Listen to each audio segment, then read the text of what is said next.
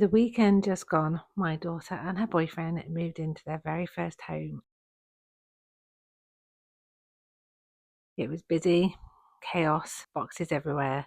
They have more houseplants than me and my husband, which, in one hand, I'm really proud of, but also I'm wondering where they're going to put them. And I was kind of jealous because I was like, okay, we need to have more plants. It was like a plant competition. It was so wonderful watching her being so excited about choosing where to put things, unpacking her memories, things that she's forgotten that she's bought for the home, watching them together, getting excited about how they're going to entertain and have people over. And yeah, it was really, really lovely. I promised my daughter that I would cleanse her home before she moved in. Put some charcoal disc in, I put some frankincense on it, and the smoke going like I've got now.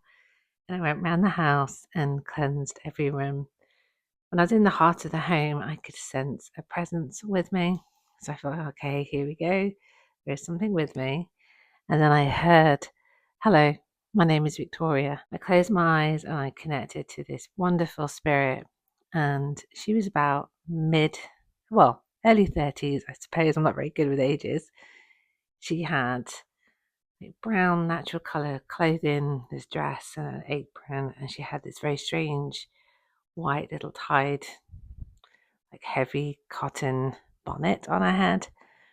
She kept showing me her hands, and she kept putting her hands out like this, and her hands were covered in like dirt, this black soot. Then she told me that she was around with the mining community, and she showed me how she enjoyed making pasties for the men that were working, and she had such a lovely life in this area.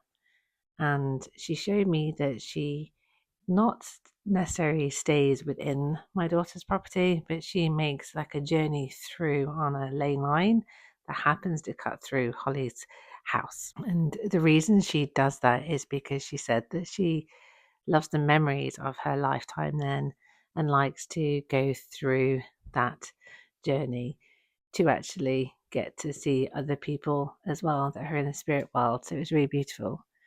Another thing that she shared with me was that the people that have lived in that house before have had families, happy family times, beautiful marriages, and there's a lot of love in the property, which was really nice to hear, and hopes for my daughter to also have the same. When I moved to this house, this was my mum's home, and when she passed, I moved in, and I live actually next door to a graveyard. And it's about the first probably 3 weeks I had this man constantly speaking to me, and he kept saying, go to the graveyard, come and find me, come and find me. His name was William. So he kept going on and on and on this certain day. So I said to my husband, look, I'm just going to have to go next door, as you do. My husband must think I'm strange, or I don't know. But I went next door, looked through all the graveyards. There was a lot of Williams in this graveyard. I eventually found William, and then just sat there connected to him at his grave. And then he showed me how the village was during the war. This is a small little village in Cornwall that I live in, and it has got lots of old properties here. And he was showing me that on this higher terrace, the women whose husbands were in the war, they were like baking and making things for the villagers, and it was a lovely community there. And he just wanted to share that with me, which was really beautiful. That's something I wanted to share with you. Obviously, I've done a lot of house cleanses, I've done a lot of clearing, I've done a lot of obviously working with the spirit world. It's become like a normal part of my life, and I really do enjoy it. I find it fascinating. I like speaking to spirits. I like asking them what it's like when you pass over. I've also had a near-death experience. Death doesn't frighten me at all. But what I wanted to share with you is that every home has what I call a house guardian. There's always a spirit in your home that looks after the home, looks after the family in it.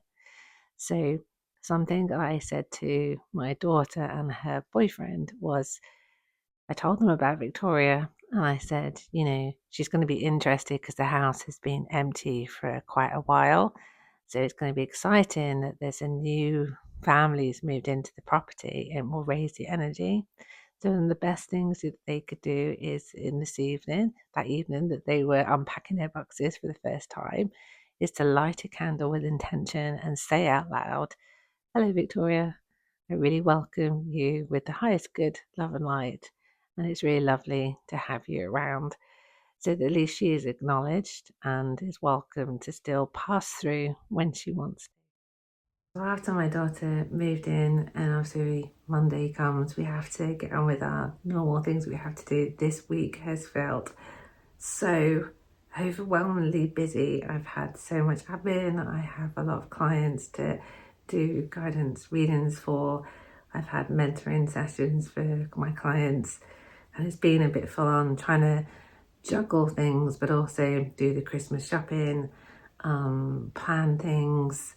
My son's coming home for Christmas. There's a lot going on, and also I want to make sure that I get to go to some Christmas markets, see some festive things as well. I like that this time of the year. So it's been quite hard to juggle. But this weekend is going to be my festive weekend for sure. We're going to go to a Christmas market, which I'm going to share in this video. It's meant to be quite a big market. I've never been to this one before, but apparently there's real reindeers there. So my inner child is going to be so happy. So tomorrow I am meeting my girlfriends. We're going to go to a National Trust, have a little walk around the gardens, and then have like a brunch and a nice coffee and catch up. I've got some presents for them that I'm going to give to them as well. So that's going to be really nice to catch up. And next week I've got a Christmas party with Hay House, my publisher, which I'm really excited about. And I don't know whether to share that on here. So if you would like to see little glimpses of the Hay House Christmas party, let me know in the comments. But yeah, it's busy. I'm tired. I've got mum roles. I've got my witchy business, but also my actual witch life is like last in the pack to actually do. So yeah, hoping that the next couple of days are going to feel a little bit more slower and calmer.